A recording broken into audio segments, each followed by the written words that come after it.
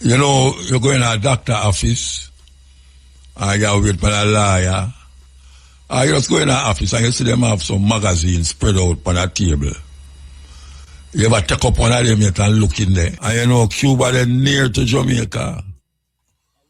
So I don't know how effective it will be or what will happen relating to Jamaica. Because I know so them Cuban there, them little but them talawa. Yeah, them little but them talawa. Blessed love, my viewers and subscribers, wagwan, open all doing good, open all doing great. Some people, we're there again on the Soul Chat TV, and you know, we are going to share the stepping raise of my people as of March the 12th, 2026, the latest and the greatest. Now, my people, in this one, Mutabaruka will be discussing more about the Cuba situation with Trump people and, you know, how it go affect them and how it affect we as well as Jamaican will live right next to them. And also he will be discussing about the young people them were stuck in this smartphone, my people, and can't go take up a book to expand them knowledge, and that is a serious problem, my people, in Jamaica we face right now. So my people, definitely stay tuned and definitely drop a like and subscribe, share to a friend or a family, because you know it's a black power move. Watch it all the way to the end and leave your thoughts down in the comment section. In a doctor office, you wait for a lawyer. You just go in an office and you see them have some magazines spread out on a table. You ever take up one of them yet and look in there? You need to do that. Expand your brains and your horizon of knowing and knowledge. Because you might just see something that can help you up on a personal level. When me look at you, them say reading make it the man. This what you call iPhone thing. Don't allow reading.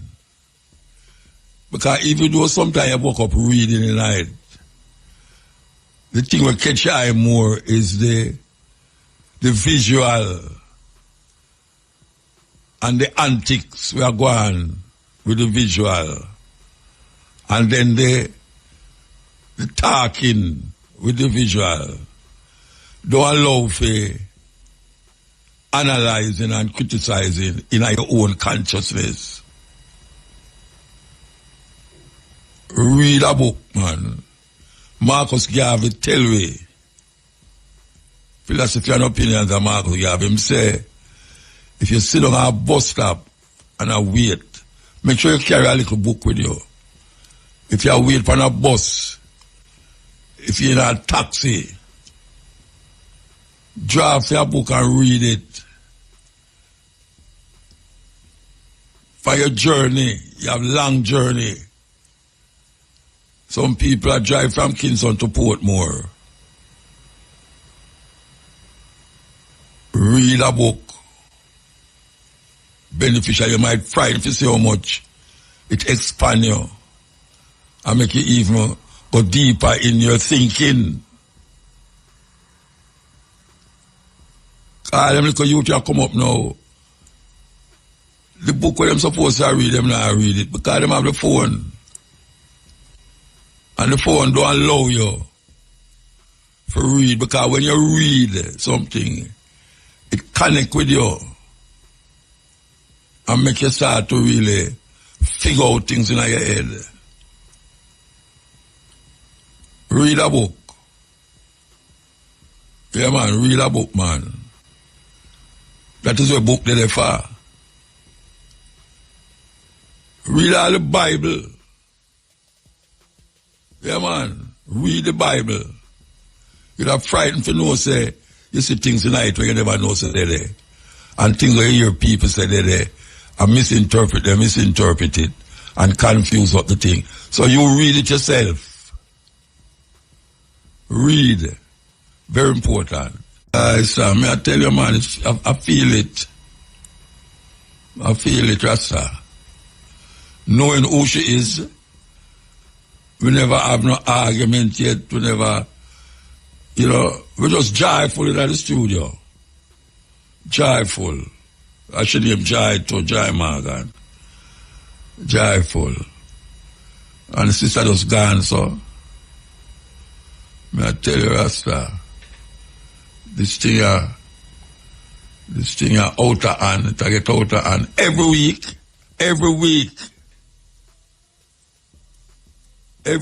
me know somebody will pass away. Every week. I mean, I talk about people who are far from it, neither. I mean, I talk about near me, who me just communicate with whole heap of time. For all the while, years, we are communicate. And then you just hear say somebody call you and say, guess who dead? Joy Morgan, guess who dead? Sly, guess who dead? Alan Cole. I mean, yeah, man. See, I just last week we put Bob Clark to rest. Clark, yeah. So, man, as you say, it's like every week. Every week. And in the same week where we did hear, say Bob did pass off Sly same way, and then before that, you know. So, yeah, man, it's too much. I tell you. Anyway, give thanks for being here. Give thanks for all who me know is still there. I just know so well. I saw it go. We take a break and come forward. Break time. America, Iran, and Israel. Now the thing is that Israel mash up the whole of the Gaza. I mean, when you look on the rubble, you can just imagine how much bodies, hundreds of thousands of people dead. And them bodies still not find it. Now, I look on Tel Aviv. For those of you who know, Tel Aviv is in Israel. The other day, and the place mash up. Yeah. The people them from Iran,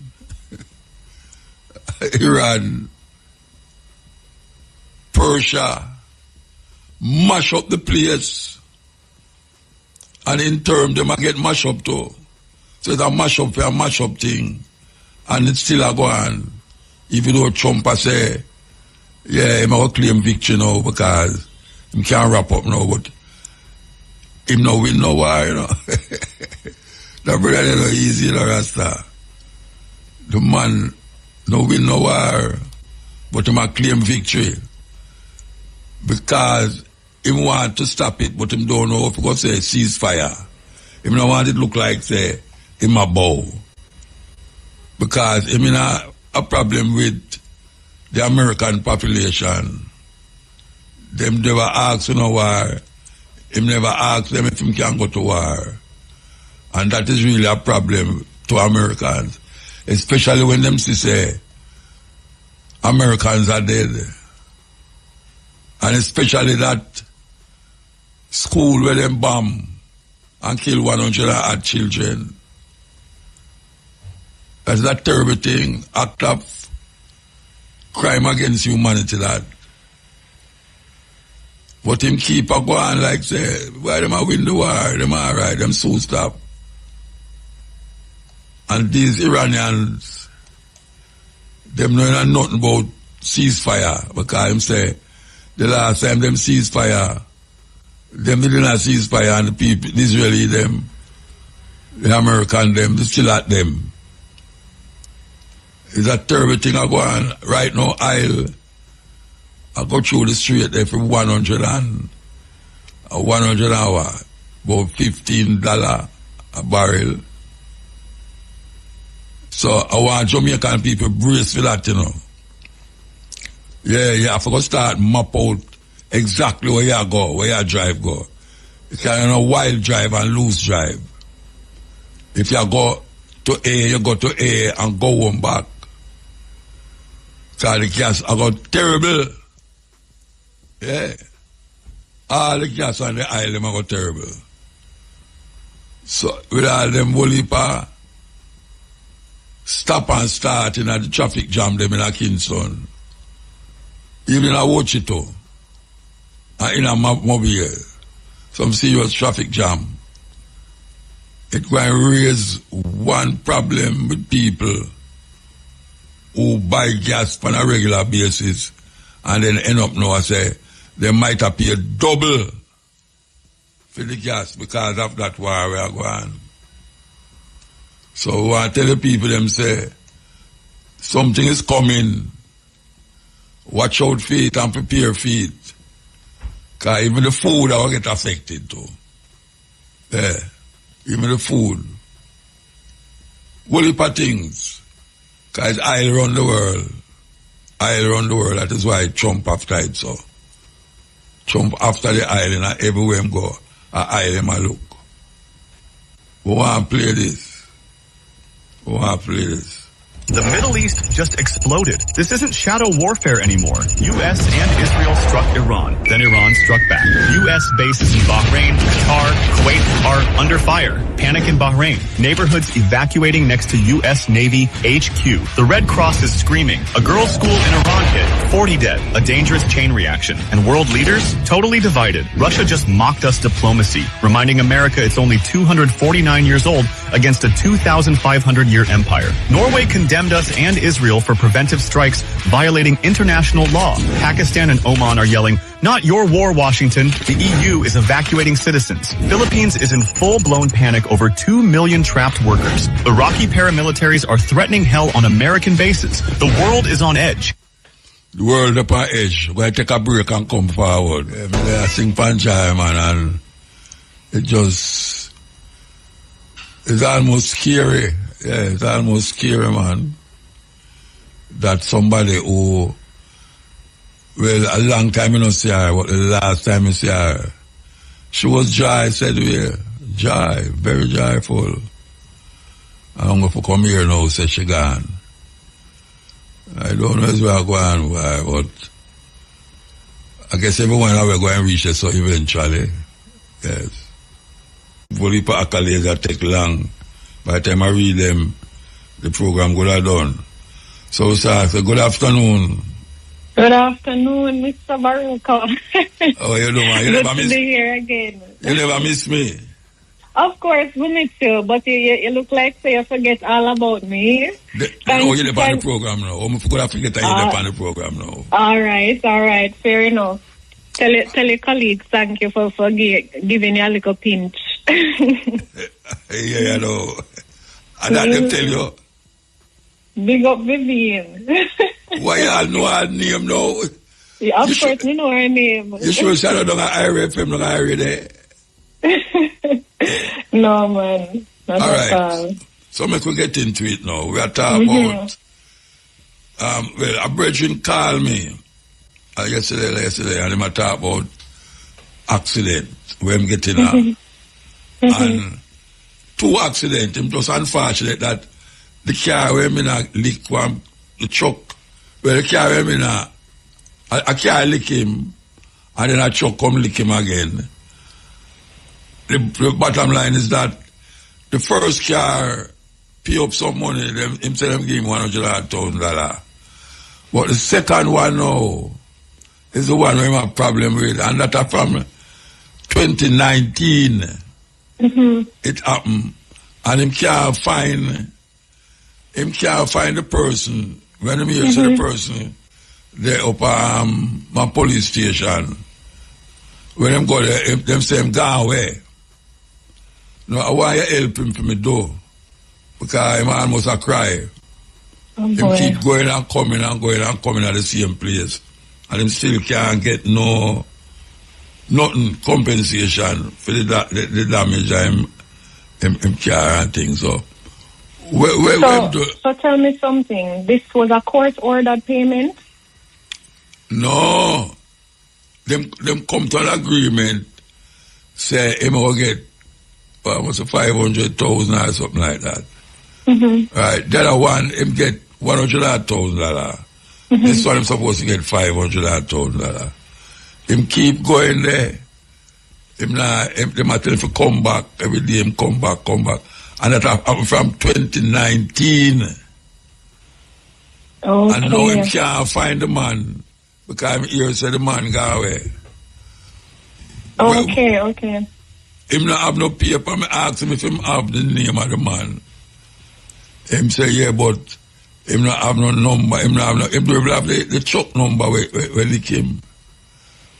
So what happened? Is it that it went to mediation and there was a mediation agreement? What exactly happened? Or is it a case where them just sit down and have a discussion and say, all right? It look like a lot going, you know. It look like a lot going. It look like a lot going. Okay. It never go no court. It never go no court. It never go no court. Okay. Well, that sounds like it's a private contract. It sounds like it's a private contract between them. So what you would start to do, though, because it's something between the two of them, I would draft a formal letter demanding that the payment be made between us within a certain time. Right? From 2019, you might talk about, you know. I know from 2019 is when that happened, but the first thing is you say that the person cannot be located. Yeah. But then I don't understand it. If the person can be located, then he might have to get a private investigator to search and see where the person is. Him say the person got a foreign. Well, he's going to have to get a private investigator if that's the case, right? To actually locate the person. He might have to pay the private investigator. Well, that's how it is in this life, and sometimes it costs to care. That's the general expression. So if it is that him really want this money, he's going to have to invest in it, and then you can't even issue a summons to someone, depending on how much it is. So you can't even bring someone before a court if you can't locate them at the very least. Let me say. You know, worse if them live overseas, that is a totally different kettle of fish right there. Mm-hmm. So if he can, even if him have an email address, right? If he has an email address for the person, and if he was able to speak to the person via email for the past 6 months at the very least, then he can give the demand letter to that person through email. But he says from 2019 the incident happened, but when was the last time you spoke to the person? Yeah, ask me. I am supposed to tell we.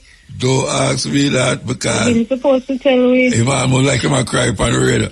2019, that's how much years now? 6 years?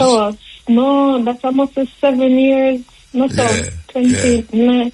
Or, yeah. But me just 2026 now, you know, that is 7 years. Yeah, me just tell him, say, brethren, you know, say, just call that dead, you know, because, me not say, oh, you don't have the man address. Mm-hmm. You know, you don't have nothing for the man. You keep going, go check him at different place. Him never did it yet. You know, so I don't know how you can start out with a court order for him. I don't know.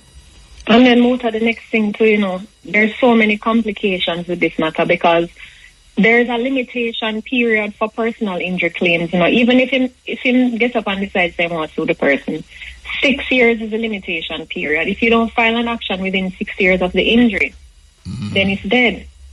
And it's been 7 years now. 7 years? Yeah, from 2019. So even if it's a case where he initiated the claim and waited just a little while before serving it on the person and keeping the ball rolling, that's different from not even going to the court and filing anything. Does he have pictures of the injury? Did he file a police report? Did he go to the doctor and get a medical receipt of the things that he paid for? Because if you want to say that somebody did something to you, you have to have evidence to support the fact that you had the injury. You have to at least have evidence of the injury, at least have evidence of the expenses that you know you had to pay to get better. If it's a motor vehicle incident, you said? Yeah, and a choke. Police reports would be important at that point in time. You know, if he filed a police report? I want to tell you, say, I think it's all a police involved in the accident, you know. Oh, boy. I think it's a police involved in the accident, No. Yeah, man. It's not a police, all right. She ain't saying not a police. It's not a police? Yeah, she ain't saying not a police, yeah. Okay. Well, you see, I think because it waited so, and then the next thing is this. Usually when persons get injured, especially when you have motor vehicle collisions and stuff like that, it's important not to collect any money from the person, you know. Because when you collect money from the person, you're accepting that, okay, once I accept this, right. So usually you talk with the insurance company and see if you write to the insurance company and indicate that, your insured was in a motor vehicle collision. We believe that they were responsible for it, and you want the insurance company to accept or deny liability. So while in the middle, and I would encourage everyone to listen very keenly to this. If you enter into a motor vehicle accident, don't accept any money from anybody, especially not right then and there. Right? Especially if you feel like your neck stiff, or if your hand feel like it broke, or if you have any bruises. Document everything. Go to the doctor. Keep all of your receipts. Worse, if the vehicle on the road that got damaged cause you to have expenses where you have to take taxi a daytime back and forth from work, or you have to pick up your picnic at school and you have to send somebody and you have to pay them gas money. Keep receipts for everything, because that person is going to have to pay back for it. The person is going to have to pay for all pain and suffering you can claim for. Pain and suffering, things that can be quantified, and certain things that you didn't even believe could be quantified. That falls under, because in court when you're claiming for things, it's general damages and special damages. Damage don't necessarily refer to the physical injury, but it just refers to what you can get back from the court to put you in a position that you would have been in had the incident not occurred or didn't happen. You can claim for pain and suffering, right? Loss of amenities or reduced enjoyment of life. You can't, even if you get certain disabilities. So, for instance, the person in the accident was a world famous violinist or a world famous athlete, and now this injury caused the person to get an injury on them finger or broke them foot or something, and that means that your career done. All of the millions that you would have been earning for that year and for the future. Right? Especially if you have a couple more years left in you. Those are the things that you can claim for. So don't ever jump the gun. Don't allow anybody to convince you that this is all that you are worth and all that you can get. Go to a lawyer, speak to them, get informed, and know your rights. I said this every time in Muta, know your rights. Because when somebody realizes that they are in the wrong, they're going to try to convince you that you are the problem, or that you can't get nothing for this, just take this. Let me tell you something. Sometimes they would even offer to fix the car for you. So I have a mechanic, me can take it to my mechanic. Don't. Don't. That is a recipe for disaster. Me tell a man, say, well, what you know, me have my own mechanic, Bridget. Me meet an accident already, and me tell a man, say, me have my own mechanic. So me get it fixed. And I'm I tell people, say, look here, I mean, like your car, so you know, me have a mechanic. Me have a mechanic can fix your car. Next thing you go, the car go fix, and then it end up in a one worse position than before, and at that point in time, you just lose off. And don't ever accept blame. Don't come out of the car, oh, I'm so sorry, no, it's my fault. Don't do it. That is where him say the man do. The man did accept it. Don't say it's your fault. The man who lick himself, and the man fault. So right away, the same fee, same they didn't have the right all the while. That must get him. Especially if the damage is worth more than $1 million, take it to the Supreme Court.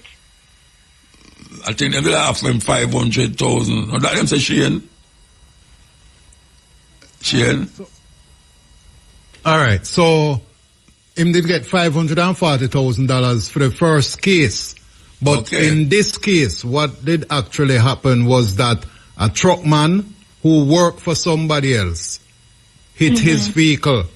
And then the truckman asked him to, get him papers from the car. And by the time him get him papers, the truckman drive off. Him go to the police station for report it. The policeman take him to a lawyer. And then from there, so everything go downhill. Him never know the truckman came back to the station driving a different vehicle, so him never have the particulars for the vehicle. And the truckman actually worked for somebody else. And then the truckman disappear The policeman eventually went to foreign, gone abroad, so him have no way for link back to the man who did hit him or the policeman. But then that sounds so complicated because Yes. if you went to the police station and made a report, whether or not the police, that particular police you reported to is there, the report's supposed to be on file or on record. Yeah, the policeman took him to a lawyer and then everything go downhill after that. No, man. You And know, then he you must- have the license plate. Him also said No, that. because the truck man drove away and then came back in a different vehicle. Yeah. Yeah. So you know who the truck man works for? No, him never established that. So from there, as me say, everything go downhill. And him keep Yeah, saying but- that him go at his office. Him was keep going back to the policeman to get information. Yeah. But then for the past 2 years now, him can't get in touch with the policeman. Him here say him gone a foreign. Isn't that the policeman he needs to go back to the police station and indicate the date that he made the report? And then what you can do is go to the tax office and pay for the police report so that you can go and collect it at the station. So Yeah, but if the policeman gone a foreign, that not gonna make any difference. it can make a difference because it's on record. It's already but- there on record, you know. If you already did the report, you went to the station. When you go to the station, they have a procedure, and they have an even more updated system now, an electronic system. So when you go to the station, they type it in, and it's actually there. Yeah, but when I say, Mama, if the man go away and 2 years now him not there at Jamaica, that means him sound like say migrate. How that going to help you? Based now? on the conversation, it sound like the policeman was working with the truckman them and never actually put in the report. Okay, well, that's a different story. That's a totally different story. And that's going into a different area of, you know, legal. This has moved from a civil matter to a criminal matter now. Because first of all, a hit and run is a crime. Or if you hit somebody's vehicle, you have a legal obligation to come out and exchange the papers and make a report within 24 hours of the incident. And report it to the nearest police station. A lot of people don't know, you know, that if the accident happened in St. Anne, in Alexandria, you can go to Matilda's Corner police station in Kingston to make the report. You have to do it at the St. Anne police station. The Israeli them make Trump get involved in a them war, and now America and Israel I wonder where go on, because it's like them never ever know say them man have so much things can they go upon them. It a freak them out because them supposed to the things them have supposed to be depleted already, and them right side it not depleted, and the man them are dry it out. When you look for Israel, Tel Aviv, it look like the Gaza Strip. Believe you me, when you look on the picture them, sometimes you say, wait, a Gaza this, and then you see it mark Tel Aviv, and then you hear the man attack, and I say, Tel Aviv, it last night, this, that. What a judgment. And the Iranian them now, it look like them did a store up them things for a time like this. Because the man them a Lego some things where I travel faster than sound, almost like light. they think the drone them and they bomb them. Hey man evil in Rasta. Man evil. For man actually sit down, scientifically create these weapons of mass destruction. Not only for lick down building, but to kill people. Because when it let go, them have one there, it go up in the air as one something, you know. And when the other enemy them, when the enemy attack it, it just bursts out in a many different parts. So them have them dome, I suppose, and stop these things from drop a ground. It's supposed to explode. Them supposed to let go something to explode the other one in the air. When you check it, the thing them explode and you have all 20, 30 different ones we are going to all sort of way. So the radar where them send, forget you that one. The others escape. Them have something named the dome. We're supposed to protect Israel. But it get breached because when them fire them thing, when the Iranian them fire them something, and they think of one something get fired. When it reach a certain distance, it busts out in all 20 different things and come down in the town them. Why if you see the people them asleep on the street, afraid for going in a building, lest it could all drop down upon them. People are laid down on the street, wrap up on the street. Around them is pure death and destruction. Man and them evil heart, man. Evil, evil, evil, evil. So we're going to play this. The Middle East just exploded. This isn't shadow warfare anymore. U.S. and Israel struck Iran. Then Iran struck back. U.S. bases in Bahrain, Qatar, Kuwait are under fire. Panic in Bahrain. Neighborhoods evacuating next to U.S. Navy HQ. The Red Cross is screaming. A girls' school in Iran hit. 40 dead. A dangerous chain reaction. And world leaders? Totally divided. Russia just mocked us diplomacy, reminding America it's only 249 years old against a 2,500-year empire. Norway condemned us and Israel for preventive strikes violating international law. Pakistan and Oman are yelling, "Not your war, Washington." The EU is evacuating citizens. Philippines is in full-blown panic over 2 million trapped workers. Iraqi paramilitaries are threatening hell on American bases. The world is on edge. May I tell you, I know the aisle we're supposed to reach the people them. It Ghana 115, 118. Hey, 115 it gone, the aisle. So you know, say when it reaches so the amount of money, I want to tell the people them say, we have to start figure out who no trip them on and make, you know. That's no waste gas. Because when it starts really it don't get so. You can't depend on excursion. Say you just a drive go down there if you come back. Or you go down the town and go look upon a dress. You know go buy the dress, you know, you just go down and go look. If you come back with the expensive gas. The gas will cost more than the clothes. We have to now figure it out. You have to plan your trip. All them whole heap of morning traffic. Where people have to buy gas to go into the morning traffic. It now go lovely. And you think them stop blow up people.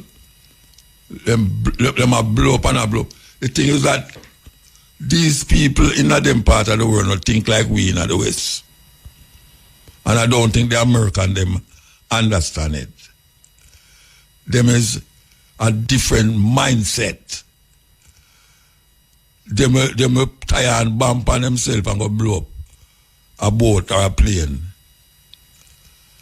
So the man with them say, you see the command, the head, them spiritual head were dead. We get the first day America strike Iran. Them strike him and kill him. Now the problem with that, you know, is that I can't wear them I say in the Iranian and in the people who understand how them mindset there. The man at 86 years old, you know, 86, and him have cancer, prostate cancer. Them I say, watch out, him and him family go somewhere, and him well and know say them go strike there. But him give him life. Him become a martyr. I can't tell them call martyr. Him is now almost like a national hero now because him give him life for a cause. Them call it martyrdom.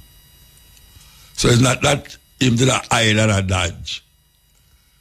Because I know him successor is already chosen.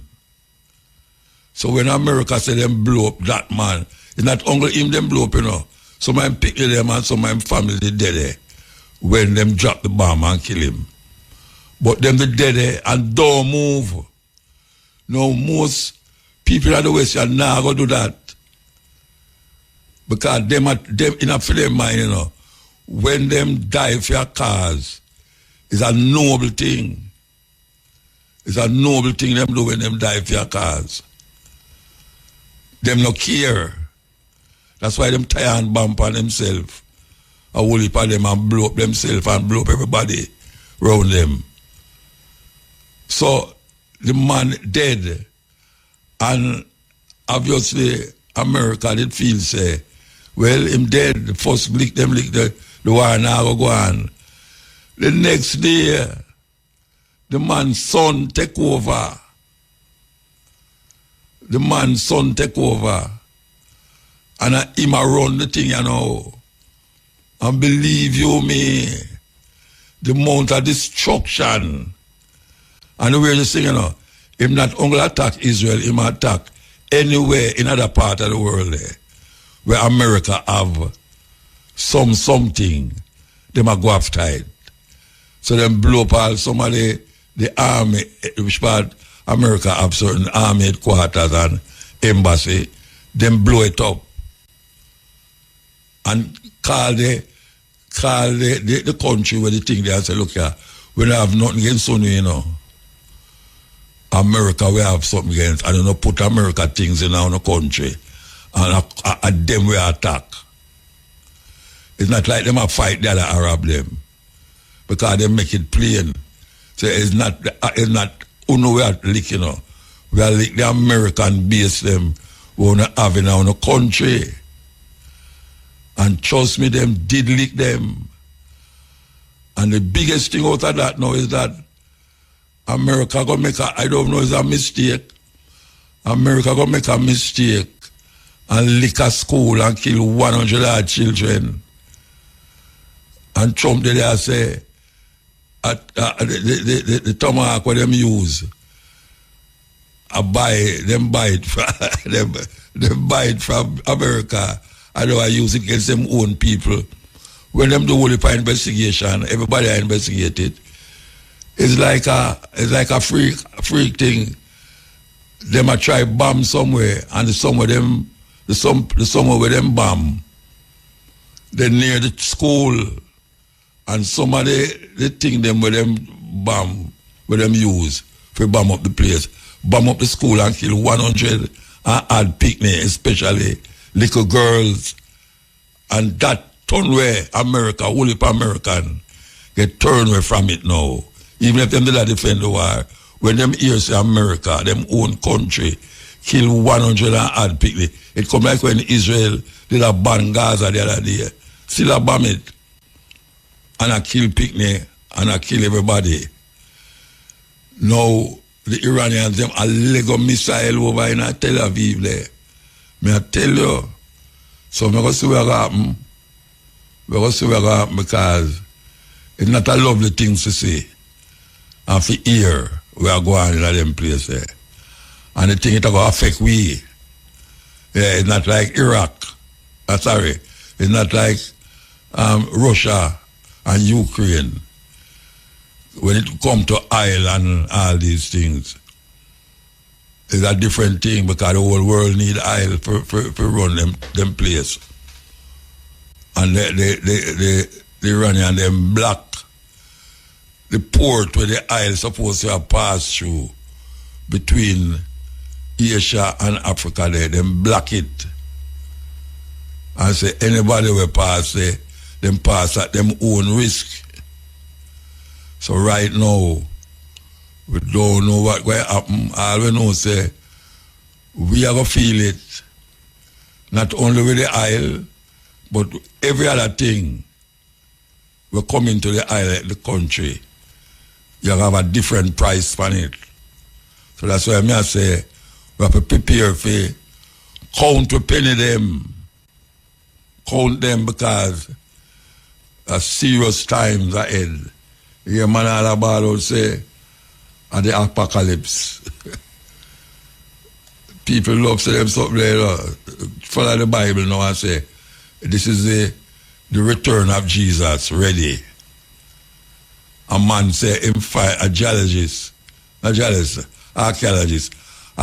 him find some blood round in the area where them say Jesus supposedly there.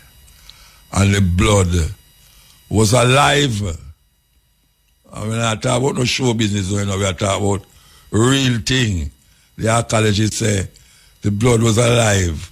And when them say, so what that mean? It means say Jesus' blood is alive because which part him find him say, and that's what Jesus did there. And that's what Jesus did there, and him find this thing. He must say the blood of Jesus and it's alive. So you know, so that's supposed to take life now. You know, the believers of Jesus say the blood of Jesus. Like how black people are ball out for the blood of Jesus. Serious thing. Serious thing. So hear what them I say. We played last week. We will play it again. Hear what them I say about Donald Trump as it relates to the second coming of Jesus. We want you to listen because them not take it light. These people, we there so not go on this and not go on that. These are things where them plan. Them plan it. Journalist Jonathan Larson reports that U.S. troops were being told that the U.S.-Israeli attack on Iran was in preparation for Armageddon and also the return of Jesus. Jank, is this comforting information for you? No, just when you thought the Israeli Zionists were bad enough in starting wars for all the wrong reasons, here comes the Christian Zionists. Joy. Wait till you hear what the commander said about why we're in this war and what to do. Tell us about it, Yes. All right, so let's give you the high points. This is from Jonathan Larson's report. He says, a combat unit commander told non-commissioned officers at a briefing Monday that the Iran war is part of God's plan and that President Donald Trump was anointed by Jesus to light the signal fire in Iran to cause Armageddon and mark his return to earth. And that is according to a non-commissioned officer. So we'll talk more about whatever that even means later. But between Saturday and Monday, more than 110 complaints had been logged by the Military Religious Freedom Foundation, or the MRFF, regarding the rhetoric about commanders in every branch of military. The complaints were widespread across more than 40 different units across roughly 30 military installations. And according to one report, the non-commissioned officer wrote to the MRFF that their commander urged us to tell our troops that this was all part of God's divine plan. And he specifically referenced numerous citations out of the book of Revelation, referring to Armageddon and the imminent return of Jesus Christ. And it is very understandable that all of this is coming directly from the top, because Defense Secretary Pete Hegseth has enshrined evangelical Christianity at the uppermost levels of the U.S. military, airing monthly prayer meetings throughout the Pentagon. Last year, the Pentagon confirmed to Larson that Hegseth attends a weekly White House Bible study, and it's led by a preacher who says that God commands America to support Israel. And these are the people, again, who are running our country and running our military, and these are the things that they believe. So Larson spoke with MRFF president and founder Mikey Weinstein about the report, and this is what Weinstein had to say. He said, these calls have one damn thing in freaking common. Our MRFF clients, service members who seek MRFF aid, report the unrestricted euphoria of their commanders and command chains as to how this new biblically sanctioned war is clearly the undeniable sign of the expeditious approach of the fundamentalist Christian end times as vividly described in the New Testament book of Revelation. Many of their commanders are especially delighted with how graphic this battle will be, zeroing in on how bloody all of this must become in order to fulfill and be in 100% accordance with fundamentalist Christian end of word eschatology, and that is, the end of worldness. That is terrifying that they seem to be giddy about everything that's happening now. It seems as though they're finally able to usher in this end of world, and so they can be raptured and go up to heaven. And of course, all of this violates the Constitution, which they don't seem worried about because the Constitution is very worldly and earthbound. And it also violates the Uniform Code of Military Justice. Weinstein had some choice words for the military members speaking this way to their subordinates, saying that they will be swiftly, aggressively, and visibly prosecuted. However, this is not the first time that talk like this was within our military in some capacity. Weinstein says that this kind of end of the world thinking creeps up any time that Israel comes up. So after October 7th, 2023, Hamas is obviously attacked Israel, for instance, and the MRFF reported a complaint about an Air Force commander who said at a briefing that the war between Israel and Hamas has all been foretold by the book of Revelation in the gospel of Jesus Christ, and no one can do anything about that. Wow. As for what these evangelicals are even talking about, evangelicals are, in many ways kind of like OG Zionists. Many, including many in our government, believe that Israel must exist in order for Jesus to return. However, Pete Hegseth's Bible study leader, preacher Ralph Drollinger, teaches that the reason to support Israel is that God still blesses Israel's allies and curses Israel's enemies, even though Israel killed Jesus.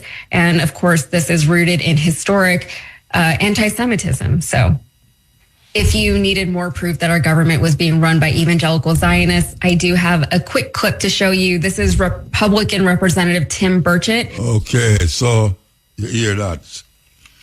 They are ushering the coming of Jesus Christ through Donald Trump. They say, and yesterday I got to them hear it when Benjamin Netanyahu say him now call the name Amalek. I wonder how much people know who Amalek or the Amalekites were. Well, if I want to know read the Bible still, so I'm going to tell you now because at this it reach, brethren and sisters, at this it reach. The Amaleks, when we remember invoke the name Amalek, you know what I'm talking about? I'm talking about a people who was staunch enemy of the Israelites. And God tell them, say, go in and kill the men, the children, the dog, everybody, kill them. As a matter of fact, when you don't kill them, you can take the woman them for yourself. Couple months ago, I mentioned it. Long before them attack us, know, but the name Amalek come up again. Yes, Amelek. That's how spell. We'll never find it. Because I want to Amelek. Amalek. These are a group of people who were supposed to be the enemies of Israel. And now Netanyahu is invoking that name again to say, these are the people who is coming against the children of Israel. And we must get rid of them. Kill every one of them. A time attack, you know. A term attack. These are some people who control their life, you know. Whether we want to accept it or not, you know. Them control their life. And these are, you have some people in Jamaica, as we said last week. You have some preacher in Jamaica. I preach, said those people in Israel is the children of God, and I want to know if them people, they are the children of God, who we are, or who are we? Who are we? If Jesus going to land in a Jerusalem, what will happen to we, Yaso, and the Chinese, and the Indian, and all these people? Because they say 144,000, you know.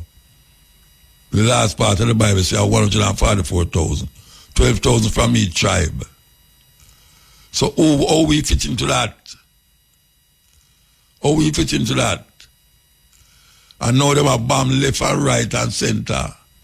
And we don't know how far it will go because it look like Russia and China want to get involved. Because them a argue, say the Russians them a help the Iranians them to tell the Iranians them which part the American HQ and them ammunition storage in the other country, Arab country them. And the Arab, them I get nervous too because them country I get bombed by these people what them call Persians, because them don't like what you call them Arab neither, you know. the Iranian them don't like what you call them are Persians. So when we look at it now, we see so all the oil them will affect all the world. All the world. The man them threaten say any always see a boat that come through that straight there. We are going to bomb it. You know what they do? They must set up tornado bomb in the sea. You know, it's like when you have mine, you know, the mine, when them setting at the dirt, when you walk, it blow you up. Well, that the man them do in the sea, you know. They must set these mine in the water that when a ship touch it, boom, ship gone. So people afraid now to go through there. That's straight of Omas. I think of Omas them call it. People, it's a different time we are living in Rasta. Different time.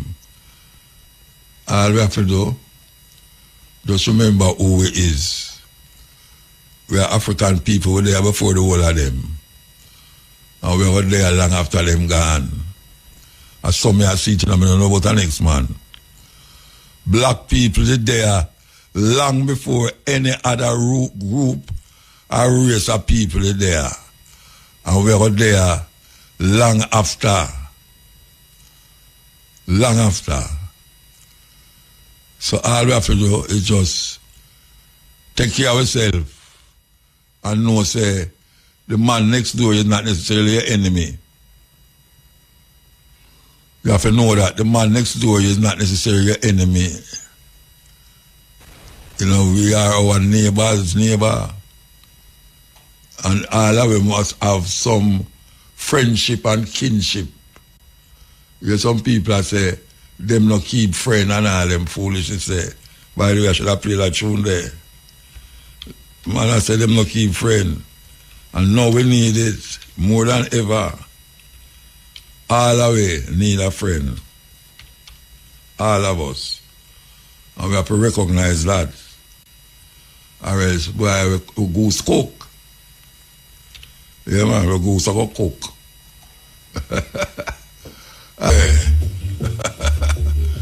I don't know where we are going.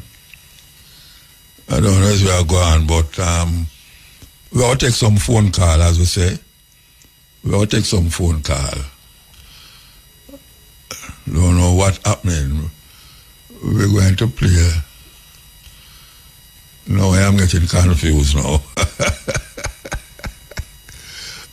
Sorry, I tell you. Okay.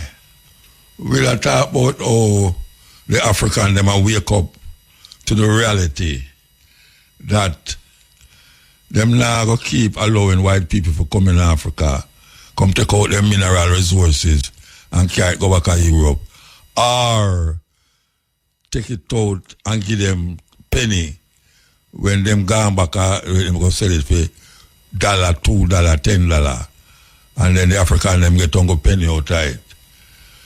Them wake up. So we talk about Malawi and Zimbabwe. Malawi and Zimbabwe is the next two countries them like Mali and Burkina Faso who decide say, yeah, we have control our own minerals. Hundreds of years now, white people are come, they come take out the mineral them. And then we left with chips, you know, like when you chip off wood. Yeah, them give it left for the chips. So we see the African them wake up and we feel good for that. We feel very good for that. Because may I tell you, it is necessary and important in this time, especially like how we see white people are go on like they want to colonize the whole world. Yes, America look like they want to colonize everywhere. Because you know, say, in my head for Cuba next. Yeah, him say my head for Cuba next. After them wrap up, if them ever wrap up with the Iranian them. And you know, say Cuba just over there, so you know, them drop a bomb in Cuba, we can't see over here, so I smell it. What a judgment. The man say I come to Cuba. Cuba, they say the government bend. Our government bend, you know, because the man say the Cuban government, the Cuban doctor have to left.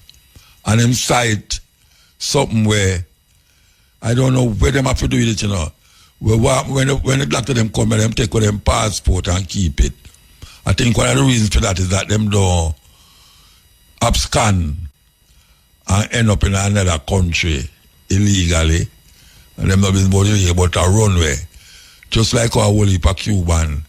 Did a run left Cuba and then end up at Florida. Whole heap of Cuban end up at Florida. Now, them come at Jamaica, Rubio, come at Jamaica and decide, say, them have to done this. At years it a go on, you know, years. I tell you, I must about 50 odd years. The Cuban, they are help Jamaican, especially with them eye. You know how much people eye get better because of the Cuban doctor them. And now, the guy just come here and just, he never come here, one of them man from America, him just hint at it, you know. And my boy just bow. The Prime Minister just bow to that and say, boy, all right, sir, and you are the boss. You have to make them go. And now something that was major and important to the Jamaican people for 50 years, that done now. And that's right there. It done. And it's other things them used to help with. Remember say them give the school out of Spanish Town. Ose Mate school, and them give it. Yes. Good friends. You know, so the Cuban them did left Cuba and go to Mozambique and go to South Africa, go fight for end apartheid. Yes, them soldiers them go fight for end apartheid. Them no ramp. But from this, when Manley did about, and Manley started to friendly with Castro, them say, no, them can't afford to make another country in the Caribbean go the way of Cuba. So they bring some down all sort of judgment. As a matter of fact, I go and play something here. I go and play something, you know. Now that I talk about this thing here, where them try to, first of all, them try to assassinate Michael Manley from them days there. And not only assassinate, but them start to infiltrate the country and make certain things look different from where it's supposed to be. I'm going to find it, you know. I'm going to find it. See it here? I'm going to find it. I'm going to play this. After the break, I'm going to play it. Break time. Here we go. I could say find this. All right.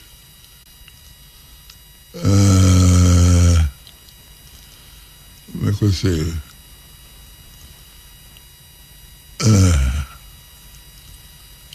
I look it.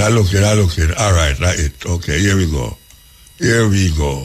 The flour had been milled in Western Europe from European wheat. Curiously, 3 of the bags in the lot had slash marks. Are they at that table? Investigation, reduce spending. We don't really have a problem with it. Was the CIA responsible for the poisoning deaths of 17 Jamaicans in 1976? Then Prime Minister Michael Manley certainly thought so, and he was not alone. According to a New York Times report, at least 17 Jamaicans died after consuming contaminated flour traced to a shipment of the Lionhead brand that arrived in the country from West Germany. A child and an adult were the first to die in one of the worst cases of food poisoning in Jamaica's history. About 78 others became ill after consuming the imported flour that was later found to have been contaminated by the insecticide Parathion. Now, what was curious about that case is that Parathion had been banned in Jamaica for about 5 years at that time. And there had also been a previous case of poisoning, of flour poisoning by Parathion in 1968, when 5 people died and about 50 became ill. Investigations later found that all the patients had consumed wheat flour from a single lot consisting of 5,264 cotton bags. The flour had been milled in Western Europe from European wheat and carried in trucks to a dockside warehouse where it was loaded aboard the ship after 2 to 5 days of storage. When the flour made its way to Jamaica, it had moved from the quayside to the outbreak locations along separate routes through 2 import houses. Site inspections and review of shipping records suggest that the likely point of contamination was the European port where foodstuffs and insecticides were stored in the same warehouse. Curiously, 3 of the bags in the lot had slash marks. Now, the timing of this incident couldn't be more suspect because it was only a few weeks earlier that U.S. Secretary of State Henry Kissinger had visited Jamaica and asked then Prime Minister Michael Manley to abandon his nationalistic agenda. He wanted to buy out 51% of the foreign bauxite mining operations and planned, along with Mexico and Venezuela, to build an international aluminum processing complex outside the multinational system. But Manley's nationalism plan, which included increasing access to healthcare, education, and, very importantly, land reform, did not sit well with the United States. Manley was threatened to either abandon his agenda or risk the removal of the $100 million line of credit promised by the U.S. The poisoning was one of many incidents that had Michael Manley convinced that the U.S. government was out to get him. In 1977, the U.S. Embassy in Jamaica sent a telegram to the Department of State in which they said, Prime Minister still believes some CIA people were trying to destabilize his government and perhaps even assassinate him last year. With respect to the Duncan poisoning, he said he's satisfied that the CIA had nothing to do with it, but he is convinced that some of the same elements that were involved in the destabilization effort last year were also involved in the poisoning. Michael Manley would later say, looking back at the events of 1976, I have no doubt that the CIA was active in Jamaica that year and was working through its own agents to destabilize us. As history would have it, Michael Manley was right to be suspicious. The U.S. Office of Historian has a document that's listed under its Foreign Relations title 1977 to 1980, Mexico, Cuba, and the Caribbean. Memo 197 for members of the Special Coordination Committee. Subject, Covert Action Options for Jamaica. This paper proposes a covert action program in Jamaica. It has been prepared by CIA as a means of countering Soviet and Cuban moves to gain control over Jamaican policies and to expand their influence in the Caribbean. Our ultimate aim is either the political defeat of Manley and the replacement of his government with one more friendly to the U.S. and appreciative of U.S. interests, or at a minimum, the application of enough pressure on Manley and his People's National Party to force moderation of their foreign policy, particularly a reversal of the trend towards closer ties with Cuba and the Soviet Union. And the memo proposes several actions that they may take. Option number 1, unilateral. Establish direct confidential contact with Edward Seaga, the leader of the main opposition party, the Jamaica Labour Party, and also provide guidance, assistance, and funds to the JLP in the upcoming national election campaign. Option number 2, through the international network of covert action assets, call for retention of democratic institutes in Jamaica, condemn Manley's close ties with the Cubans and Soviets, and expose Manley's efforts to suppress political freedom and prevent free elections. And there are other historical documents which shows that the Gleaner Company newspaper and several local religious and community organizations were utilized in this option too. These are documented facts. Now, despite the existence of this memorandum and several declassified CIA documents, the agency continues to insist that it was not involved in any destabilization efforts in Jamaica. And there has been no distinct evidence that has tied the agency to the flour poisoning incident in 1976. But all these coincidences have led many historians to believe not only in CIA involvement, but that high-level U.S. government officials had signed off on the destabilization effort that led to the massive defeat of Michael Manley in 1980 and the propelling of Edward Seaga into government. To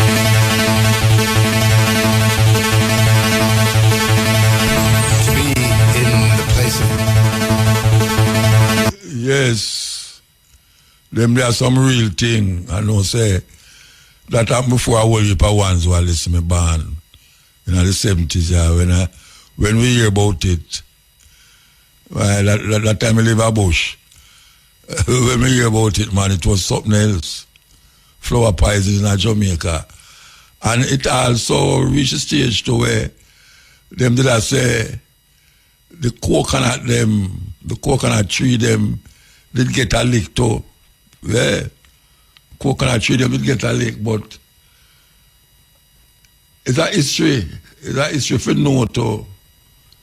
We're gonna play this. Even down in Jamaica, I'm skipping, they tried in 1976 to organize a military coup to overthrow Michael Manley. In 1976, they supported attempts to assassinate Michael Manley on 3 different occasions. The little man who led Jamaica, who spoke at Savior's Day, was such a threat to our government that they attempted 3 times to assassinate the man in 1976. So later, they found a way to get rid of him through riots in the street over food when they cut off assistance to Jamaica. This is America. Hey, oh, we're gonna play it again. Even down in Jamaica, I'm skipping, they tried in 1976 to organize a military coup to overthrow Michael Manley. In 1976, they supported attempts to assassinate Michael Manley on 3 different occasions. The little man who led Jamaica, who spoke at Savior's Day, was such a threat to our government that they attempted 3 times to assassinate the man in 1976. So later, they found a way to get rid of him through riots in the street over food when they cut off assistance to Jamaica. Listen well, this story has to be told.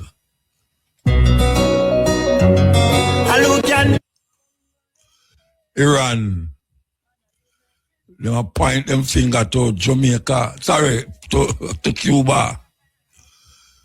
Yes, and you know Cuba they're near to Jamaica. So I don't know how effective it will be or what will happen relating to Jamaica. So I know so them Cuban there, them little but them talawa.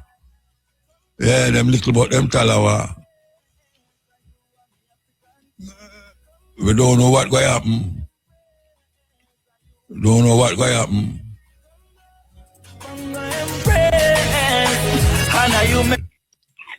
We are in the name of the King Emperor, Selassie the First, you don't know, Rastafari, run the thing.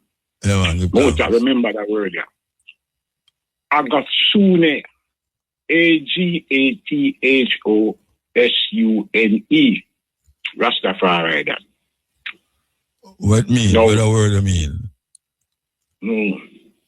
If I ever tell you, no, you're not going to look it up, yeah, Rasta. No, they don't just tell you like why they're on the radio, man. Why you make it sound so mysterious? Hmm?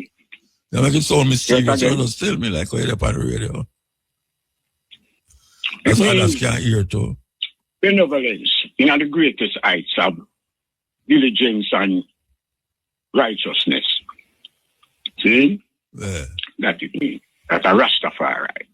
No. I have said to the eye, say, speech with the eye give earlier about the Zimbabwe and Zambia actually with Malawi. the mineral thing. Malawi. Yeah. Michael Manley original that. See him? Nationalized the mineral them. It was film plan that. The assassination attempt was conducted by the station chief within the Caribbean at the time, which was Edward Siaga. He was the head of the CIA operations in the Caribbean at them time. See, time come to Jamaica in 1955 as a young recruit agent under the CIA order. Now, when Michael Manley started the nationalization after him winning in 1972, the concept in Jamaica was not for that. Now, I did talk one time, previous program, about 4 stumbling blocks in Jamaica. The private sector of Jamaica, the politicians, the police, and the priests. Now, the private sector of Jamaica, even though them are going like them is with us, them is not with us, because they fight against Michael Manley. And them force the restriction and the austerity program and Michael Manley that for draft, because them take the whole of the money and run with all the foreign exchange. And the same China people, them we are going like we and them are friends out of the country, doing them call it the flight, money flight. Some of them have where them the use fee. But them take all of the money, so there was no money for really operate the country. So them did a run underneath strict austerity measures just to maintain the country. See? Now, we go through that period there and we see for ourselves. The thing we are talking about with the coconut tree, them, it was a disease that them spread with the spraying, where them spray the marijuana plant them in them time there, called lethal yellowing. All of the coconut tree them turn yellow. Remember them thing there, you know? Muta like yesterday, you know. Yeah, but remember them last time I mentioned it. You know the thing. See what I say? Yeah. So, I know say them thing that go on. Now, me can tell you from my direct connection with Miracle, like me tell you all the while, Nixon was my first commander-in-chief. So from them time, me in the runnings, me know what go on both internationally and locally, military, covert, overt, you name it. We done in it, so we didn't know where the thing go. And when we look on it from them time till now, you see which part, not really change. Because the Cuban thing we see go on, it's not so much that Cuba do not wrong, you know. It's just a force of power. The new commander-in-chief, Donald Trump, are flexing muscles for sure. Basically, the Chinese, this is not about the Caribbean, it's about the Chinese. So the Chinese government say, him have power, him can move and do things where he want to do. As them call it, hegemony in the Caribbean. And my area, my base, this, so me go control it and run it the way me want to run it. And anybody interfere then is war. So that now go change. Now, the Jamaica government find themselves in a quandary. We have a bridge in where me and him are come with in our arms. In farmer organization, well, I really set it up. And I'm going to give him last name, but I'm going to give him first name. Was a general. First name is Raymond. See? Called the DIA. See me I say? The Defense Intelligence Agency. Now, a man did say one time, say, I a CIA. And I tell a man, say, yeah, see, I a Rasta. That I terminology to CIA. See, I a Rasta. So a Rastafari I come and deal it on the level. Now, in that agency, them study all of the Caribbean, whole world still, the wrongdoings of all of the governmental order. In Jamaica now, them have some legitimate things that go on with the government, minister them. We call them things the file or dossiers. So with dossiers, depend them, at least about 17 million members in a dossier right now, we can say, we know of, where them portfolio suspect. See it, and them gonna get caught up in the mix, even though you see them a cooperate, because them don't know them dirty. And when the government say, hey, if them go like them want to resist, them may find themselves up in the custody like how them did in Noriega. So man no want that. So them go acquiesce and deal with the matter. All right, all the vibes. Yeah. We're going to take a break and come forward. The way the thing set up, is that them know what go on and them know it ever turn out. Now, CUBA has been there for us through the years. You can remember when Fidel Castro sent the man them Mozambique, nearly almost 30,000 troops CUBA did have. I mentioned it a while ago. I mentioned it. Yeah. See me I say, a fight. And in the Congo Western Hemisphere country, we do that for the freedom of black people. So, I have to stay with them regardless of how the big powers may feel. Because you know, it's not say you go fly up in the face of the mighty man, as the book say, But you have to go negotiate it. That is what diplomacy is all about. What the government should have to do is organize themselves for the rest of the Caribbean and send a delegation to Washington. Forget about the little brother where they are Florida. Because I'm not nobody. And Rubio a second in the thing. Send a delegation as a head of state to the head of state in America with himself. Go there, go meet with the person in person, which is Donald and Prime Minister of Jamaica. I want to meet with him. I come with delegation of head of state from the rest of the nation. Show the significance of the principle of what we are dealing and why we think that is incorrect. That we have a quorum, we have a definite people where we are defining a situation. Because let me tell you something, Muta. I don't know if most people are Jamaican know this. Enough Jamaican, West Indian, whole in the military in America in a vital position, Even right now, down at the Middle East where the war are going, Enough man down there right now are dealing with certain things where without them it couldn't function. I tell you that from my basic knowledge of the thing over the years. You see me I say? So with a life, you see, them stand up firm within the context of defending the people, because the people of Cuba we are defending. Yeah, but it done gone already. Hold on there. It done gone already, What that? The documents I ended up there. Yeah, but we now say we can't correct it. We can go with that delegation and put some kind of diplomacy with and negotiation can make things. Yeah, but Rubio come here and Rubio come here and we go there. Yeah, but them not talk because them afraid. Them afraid for talk and them afraid to lose them visa and them look out. So why you feel that? So why you feel them go America go talk to Trump when him done bring him send him man already to go deal with it. Him send Rubio to go deal with that, Yeah, we understand that. But in a diplomacy, is negotiations, and high level talks lead up to higher levels, I saw the thing going, go through channels and stages. The same I say. So if you put forth that thing, remember Jamaica can go at the United Nations Jamaica request, even though they may veto it or whatever, but maybe China back it or whatever. So, it will show a significance, but show a stand up level then. So, well, we're not really jumping at your face in America, but we want you to see the representative of the matter. Is they have done so much for us, so we would like to maintain the balance of humanitarian order of things, so the people have to go through where you want to put them through. You see me I say? Because it's so the freedom coming out South Africa, it's just due to constant pressure from outside forces and opponents and the fight within, make it really reach South Africa. You see me I say? Even Nelson Mandela get free due to that. So we can still use that same principle of negotiation and say, hey, make us sure we can deal it.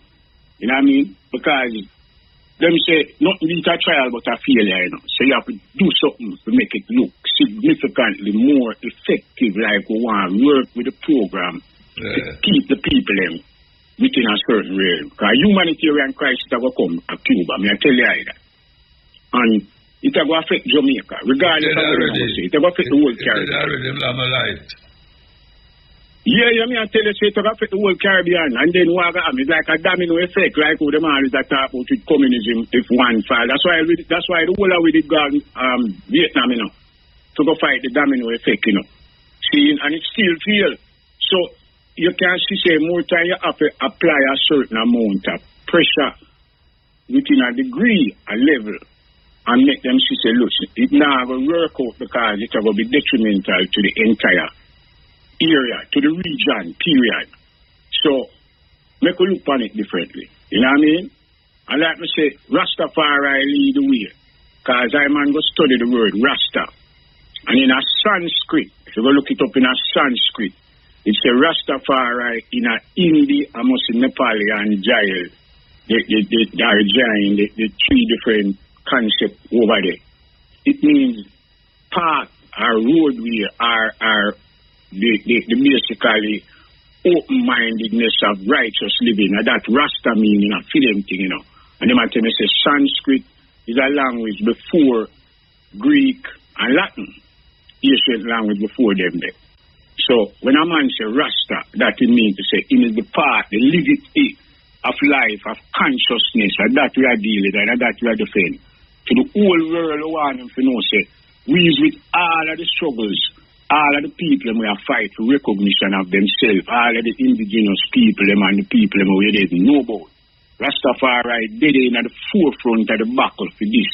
Because that's so we get the order from the spirituality. You see me I say, all of the people in Jamaica who want to know, say, listen, the tragedies we are going down there, we grieve it, and we are sympathizing, regardless of what going on, who lose lost a life in a family member. But wake up and focus on the spirituality of life. The youth them to start looking in themselves. Like you say, we need Marcus Garvey teaching in the school them, and we need enlightenment on the subject matter of who we are in health. You see me I say, mindset.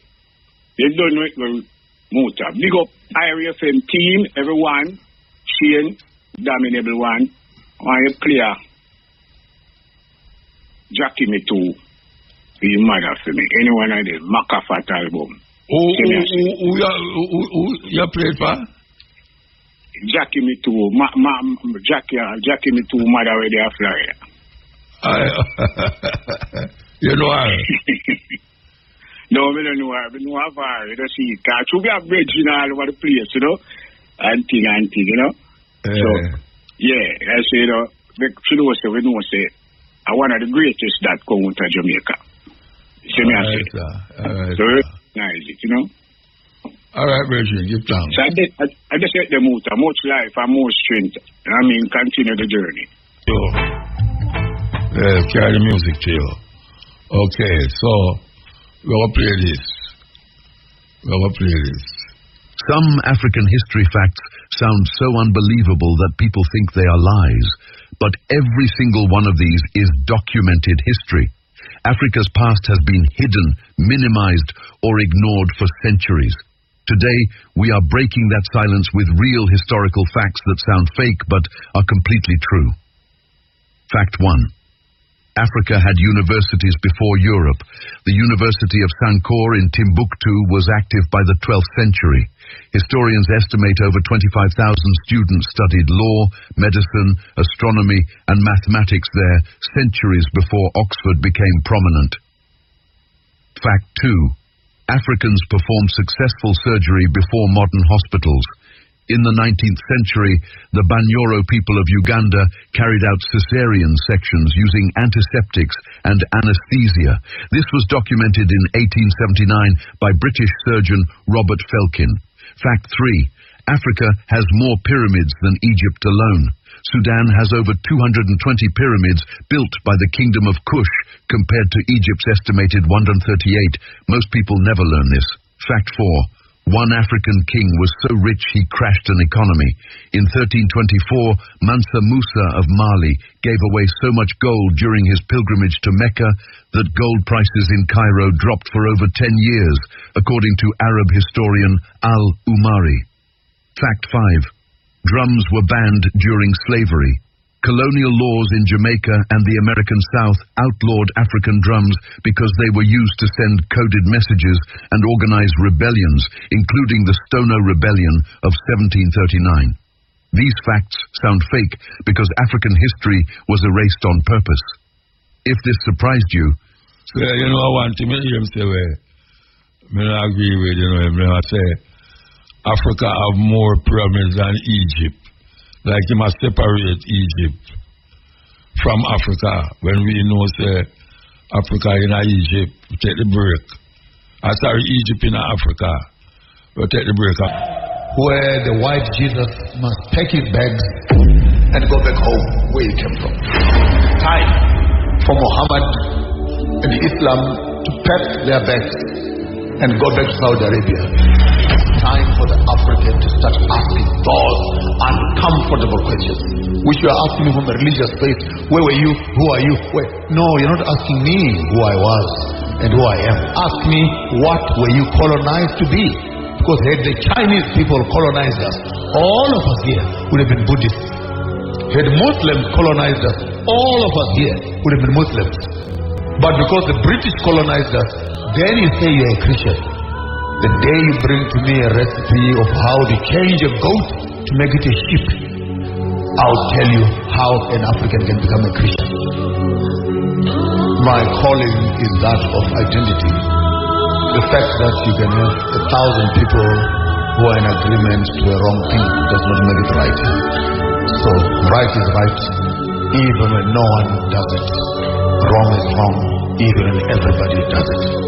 And I think I'd given you a pretext to your question when I said it's a colonial tool that Africa finds itself in the Christian space.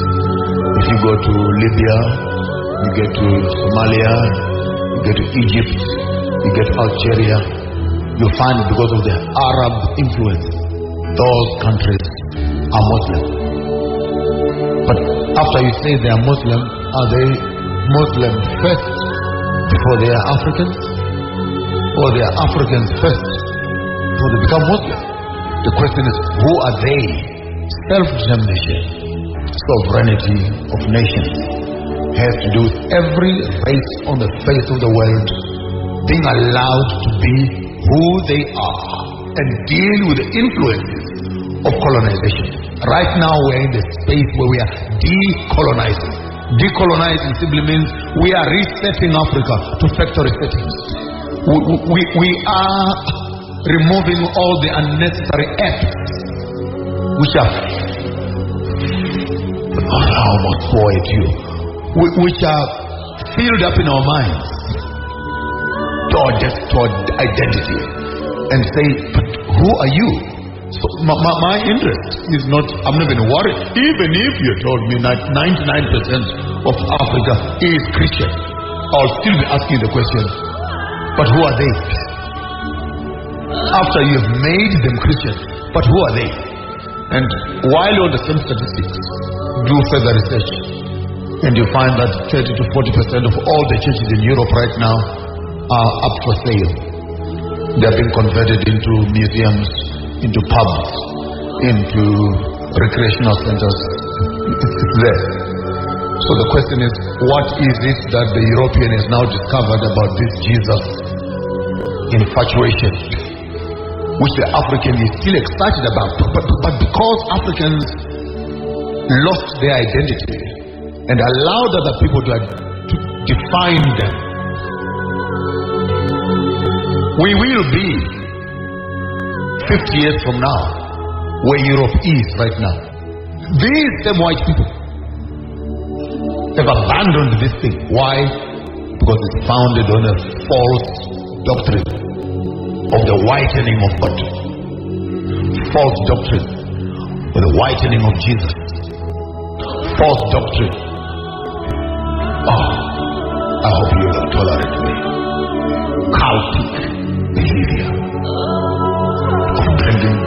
human blood, eating human flesh, in the transubstantiation of the Lord's Supper. Africans are constantly being brainwashed to think that it's okay to drink the blood of Jesus and eat his flesh. And you call this religion? No, don't shake your head. This is a crux. You call this religion? Half of you here, if not 90% of you, are Christians. But when the white man tells you to do it like this, you don't question. When an African comes and asks you the question, do you know what you're doing? What is this all about? No, he's a pagan. Maponga is an atheist. He's a Satanist. I'm simply asking the question. Are you saying your salvation is based on human consumption and drinking blood? Where do you find those cults if that's not in witchcraft? And here we are, proudly saying, I'm Christian. I'm a Christian. What are you? And they ask me, are you still a Christian? And so I said, ask me the right question. Are you still brainwashed? That's the right question. I'm a bridge builder. You have the gospel in the Bible with the Matthew, Mark, Luke, and John. 4 disciples that write the same story, but each one of them in their own perspective. So I did Greek, I did Hebrew. I could take you on that route. Kata, Markon, Kata, Lukon, Kata, Matthew, Kata, Ioanno. Meaning the gospel according to Matthew, according to Luke, according to John, according to Mark. Simply meaning I had an encounter with Yahweh, Yeshua, Jesus. This is the way I am interpreting my experience. In the 21st century, if I should come up with a title of a book entitled The Gospel According to Maponga J, who sits in front of you today, I am simply saying, as I see it, as I understand it, as I have experienced it, and I am a circumcised theologian.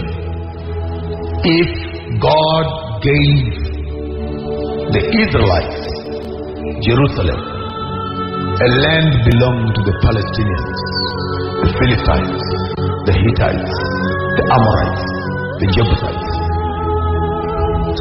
what is the same God giving the African? And if this God has a problem with Africans, then he never created them. Because you cannot have such a race of people simply built to become slaves of another generation and another nation. I don't like that God. And I've asked the question, and no one has come up to answer it. The question is the God of the Bible the creator of the universe? Because if he is the creator of the universe, we need to ask the same God the question, so what is your agenda with Africans?